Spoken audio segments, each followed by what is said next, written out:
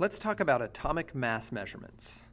Now, atomic mass is often confused with mass number, and you can see why. They're similar concepts. Mass numbers, however, are always whole numbers, and they represent the number of protons and neutrons added together. The atomic mass often is a decimal number. You'll find atomic masses listed on the periodic table underneath each element's symbol. The atomic mass is measured in units known as atomic mass units, or AMU. Atomic mass is an average, and this explains why often the atomic masses will be decimal numbers. We average all of the different isotopes, the different versions of an element. Some of them will be heavier and some will be lighter. But the idea is we want to come up with one number that represents the average mass of any given element. This average is a little different though, because it's called a weighted average. In other words, not every measurement that's averaged will count the same, and it will depend on how abundant each isotope is. Let me give you a practical example of a smart but lazy student. In my example, my student is kind of lazy, so he only turns in his homework about 40% of the time, and thus he's scoring an F for his homework score. And yet he's a smart student and is doing very well in his tests. He gets a 95% average. So at the end of the semester, it's my job as a teacher to give him his overall grade. And so what do? Well, as a fair teacher, I want to try to be careful. Normally what you would do is you would average grades together, right? You would take his 40 and his 95 and add them up and divide by 2.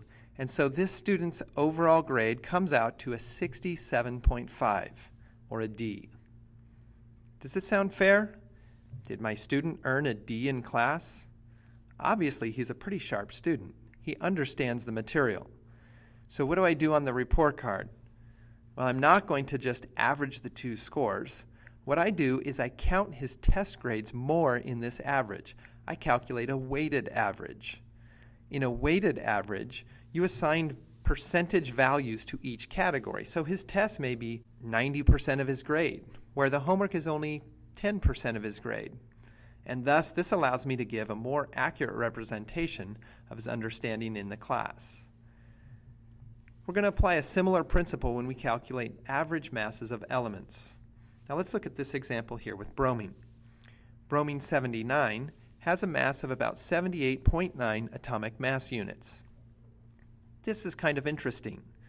As a side note, if anyone can explain why the mass of bromine 79 is less than 79 atomic mass units, I will give you some extra credit. Simply message me with your response. You see, protons weigh 1 AMU, and neutrons also weigh 1 AMU, so wouldn't we expect if we had 79 of them that the mass would be 79 AMU? And yet some of the mass is gone. I wonder where that mass is. Again, if you can explain it, send me a message and I'll give you some extra points on one of your quizzes. My second isotope of bromine is bromine 81 with a few extra neutrons in the nucleus, and it has a mass of 80.9 atomic mass units. If I collected a sample of this from nature, what I would find is about 50% of the lighter isotope and 50% of the heavier isotope. They're present in equal amounts in my natural sample. In finding the average of the two, you can probably do this in your head. If you're averaging two numbers, you simply pick the number halfway in between the two, which comes out to 79.9 atomic mass units. Now let's take a look at copper.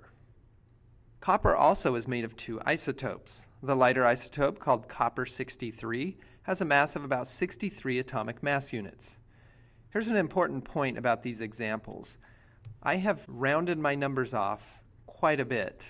The mass is actually not 63 atomic mass units. It's 62.930 atomic mass units. For simplicity, I've rounded my numbers, though, so that we could do a quick calculation of these. First isotope, we'll say, is 63 atomic mass units. The second isotope, copper 65, has a rounded mass of 65 atomic mass units. Now, a natural sample of copper has quite a few more of the copper 63 isotopes than the copper 65 isotopes. If I asked you what the mass of this mixture is, you might guess, well, it's going to be 64 atomic mass units. That's the average of 63 and 65. You would be wrong. The average mass is 63.5 atomic mass units. Well, how does this work? I'm glad you asked. I'm going to show you how it works in a little calculation. It works using a formula for atomic mass. And in this formula, we're going to take the percent of isotope number 1 and multiply it by the mass of isotope number 1. And then we'll do the same with isotope number 2, the percent times the mass, and for isotope 3, the percent times the mass, and on depending on how many isotopes are in this mixture. When we're done, we add up all of these values to find one measurement that represents the average mass or the atomic mass for copper. Be aware that when you find the atomic mass, this measurement should be within the range of all of the numbers that are being averaged. In other words, it should be somewhere between 63 and 65 atomic mass units. So let's jump in. The atomic mass will equal 0.69 times 63. Notice that I've changed my percentage back into a decimal. I'm going to add to that 0.31 times 65, representing my second isotope. The result of these two calculations can then be added together to find the overall atomic mass of about 63.5. And again, note, I've rounded my measurements a little bit. I hope this gives you a little bit of help in solving your atomic mass calculations. And if you need help, ask somebody smart.